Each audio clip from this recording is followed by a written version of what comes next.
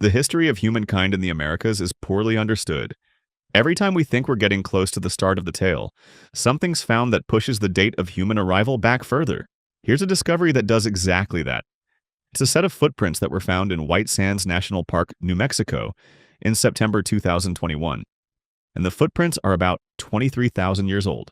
This proves beyond all doubt that there were already humans in the Americas at the time of the last glacial maximum.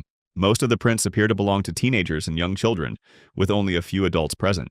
Prior to this discovery, most archaeologists believed that the earliest date that could be given for humans arriving in this part of the world was 16,000 years ago. This blows that idea out of the water. Knowing that these people were here gives us a new problem, though. Now we don't have to work out who they were and where they came from. People didn't suddenly spawn right in the middle of North America, so they must have got here from somewhere else. Finding human-made structures that date back more than 5,000 or 6,000 years is a rare event. The Great Pyramid of Giza, for example, is 5,000 years old. The megalithic temples of Malta have been scientifically proven to be 8,500 years old and are claimed by some as the oldest remaining human-made structures on the planet. That makes this new claim hard to believe. According to researchers Johann Hein and Michael Tellinger, the site of Anunnaki in Maputo, Mozambique, contains an ancient metropolis built by human hands 200,000 years ago. The claim is outrageous from an archaeological and scientific point of view, so it's no wonder that so many experts have already rejected it. Still, there's clearly something ancient at this location. We can see the remains of roads surrounding circular structures and even what appear to be agricultural areas. The presence of ancient gold mines in the surrounding area has also been detected. All of this points to the possible existence of an ancient advanced gold mining society that lived tens of thousands of years ago and then disappeared, leaving barely a trace. There's no doubt that there was an ancient civilization here, but could it really have been as long ago as Hein and Tellinger claim? Workers living in Egypt 3,600 years ago had better rights and protections than many workers in the United States of America today. That sounds shocking, but it's true. In 2015, archaeologists conducted a dig in Deir el-Medina at the location of a village built for workers who built royal tombs. During those digs, the archaeologists found ancient papyri, and on the papyri was some surprising information. The texts state that the workers were paid a monthly salary, received free housing, were granted servants to help with laundry and grinding grain, and were entitled to paid sick leave. They were also guaranteed access to a doctor at all times, so you could say that the Egyptians had state-funded healthcare. On top of all this, the same perks and privileges were also afforded to the families and children of the workers, so long as they lived with them in the village. Historians suspect that the Egyptian government provided these luxuries as a means of ensuring that workers stayed fit and productive, rather than as a nicety. But we're sure that many people watching this video would love to get paid sick leave and free medical care today. The history of the artifacts known as the Jordan lead codices is controversial. The lead books were allegedly discovered deep in a cave in Jordan in March 2011. The metal pages contain entries related to the Kabbalah school of Jewish mysticism. After a year of investigation, numerous experts, including those employed by the BBC in the UK, dismissed them as fakes. 4 years later, an investigation by the UK's University of Sussex was able to prove that the lead used in the books is ancient, but couldn't determine the age of the inscriptions upon them. Since then, nobody's been able to agree on whether the codices are real or fake. The pages are 2,000 years old, and so are the fragments of leather that bind them together. But historians have said that the inscriptions are full of errors and are inconsistent, which suggests that someone found an ancient book and attempted to make it more interesting by trying to pass it off as religiously significant. Those who believe in the veracity of the codices say that what's written on the pages is written in code, and this is why they don't appear to make sense. One of the codices even bears an impression of a human face, which some scholars believe to be the oldest known portrait of Christ. We don't expect this debate to end anytime soon. Smallpox used to be a much bigger problem than it is now. Today, the virus is both treatable and preventable, but there was a time when it was deadly. What we didn't know until December 2016 is just how far back in history that time was. December 2016 was the month we discovered the earliest known traces of the smallpox virus in a Lithuanian mummy. The mummy is that of a child, and was discovered in a crypt beneath the Dominican Church of the Holy Spirit in Vilnius. In the remains of the child, scientists detected traces of the variola virus, which is ultimately responsible for smallpox. The child passed away somewhere between 1643 and 1665. The scientists compared this sample with samples of the virus taken from victims of the disease who passed away in the 19th century, and confirmed that the strain shared a common ancestor that probably arose somewhere around the 1580s. They think that smallpox was a fairly new illness at the time of the child's death. As if it had been around for longer, they'd expect to see greater diversity between the viruses they compared. Who wants to dive into an ancient Italian mausoleum? This is the Appoggio di Cristallini, also known as the Hypogeum of Cristallani Street. It's in Naples and it's around 2,300 years old, and is remarkable for both its size and its beauty. The tombs inside this Hellenistic-style hypogeum are more like large rooms and houses and contain countless rare examples of Greek art. The necropolis has been extensively studied by historians and archaeologists since its discovery, and in summer 2022, it opened to the public for the first time. The hillside site of the necropolis was probably chosen for its volcanic rock, which is soft and easy to carve into.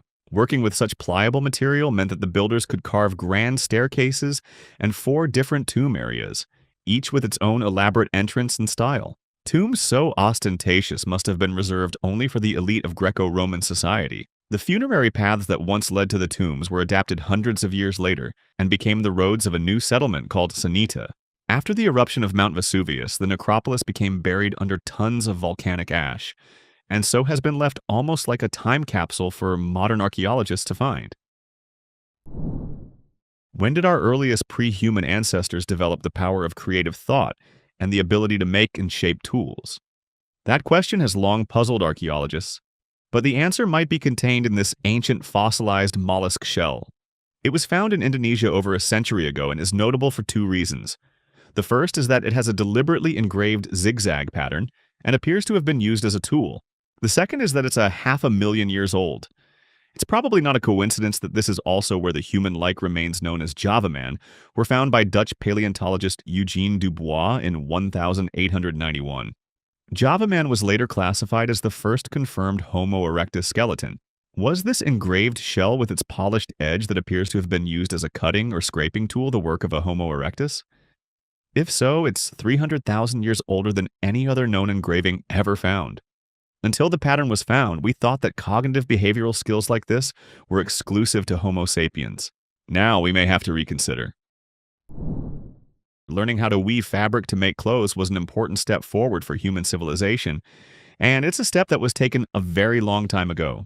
The best way to demonstrate that is to show you the Tarkan dress, which is the oldest woven garment in the world. The dress was found inside a tomb in 1912 by the famous Egyptologist William Flinders Petrie, as he excavated an ancient Egyptian cemetery in Tarkan. The tomb was built during Egypt's first dynasty era of 5,200 years ago, so Petrie assumed the dress was the same age. It took the invention of carbon dating tests to prove him right, but his assumption was correct. The tests proved that the dress is somewhere between 5,200 and 5,400 years old. Aside from being the oldest known woven garment, it's also the world's oldest known dress of any kind. Textiles like this are highly perishable, so the fact that the dress has survived for so long is a near miracle. It doesn't quite prove that weaving was invented in Egypt, but it's a possibility we have to consider. We don't know as much about Makuria as we ought to. The kingdom ruled an enormous amount of land in Africa for over 6 centuries, and its base of power is thought to have been close to the city of Old Dongola in Sudan. In July 2021, we found out something new about the ancient residents of the town. They had the largest church ever discovered in the Nubian region. The local press called it the Nubian Superchurch. Experts and researchers there have found 2 surviving walls in the church, bearing still visible portraits of the 12 apostles. They have also found the domed covering of an ancient tomb. The tomb is yet to be opened, but might be the final resting place of an important archbishop of the Christian era of Nubia, which began in the 6th century and ended in the 14th. Sudan is almost entirely Islamic today, but during the time of the Kingdom of Makuria, it was a Christian stronghold. The church is so big that it might be more accurate to refer to it as a cathedral. That would be fitting, as records indicate that Old Dongola was about the size of medieval Paris during its peak years. The kingdom it served as the capital of was as large as Spain and France combined. All archaeological discoveries matter to somebody, but the greatest archaeological discoveries are the ones that have the potential to matter to everybody. We're talking about discoveries that have the potential to rewrite our entire understanding of a place, a person, a culture, or perhaps the whole world. Every discovery you're about to see in this video fits into one of those categories. So strap yourself in and let's get going. When we think of our ancient hunter-gatherer ancestors, we tend to imagine men doing all the hunting. Here's a discovery from Peru that suggests this may not have been the case. At the site of Willamaya Pacha in the Peruvian Andes in November 2020, archaeologists found the remains of a teenage girl who passed away and was buried there 9,000 years ago. They also found the remains of 5 other people. Only 2 of the sets of remains were buried with hunting tools by their side, and one of those 2 was the teenage girl. She was somewhere between 17 and 19 when she passed away, but her cause of death can't be determined. She was buried with several stone projectile points, rocks used for scraping hides, and smaller rocks with sharp edges used for cutting meat. This is a typical hunting toolkit of the era, but it's the first time that one's been found buried with a girl of such a young age. Historians have long believed that men in Peru went out to do the hunting, while the women of the tribes gathered substance resources. But perhaps there's an element of chauvinism to those beliefs. The ancient city of Anazarbis in southern Turkey has always been known as a historically important place, but our understanding of its history changed significantly in December 2020 during an archaeological dig in what's now the Kazan district of southern Adana province. The dig produced evidence that the city was first settled 7,000 years ago, pushing its origins back to the Stone Age and uprooting existing theories about when and where the earliest cities in this region were founded. Proof of the city's ancient origins came in the form of several artifacts, but none more important than a prehistoric stone axe, which is thought to have been used in religious rituals. Analysis and an examination of the artifact proved beyond reasonable doubt that it dates back to the Chalcolithic age.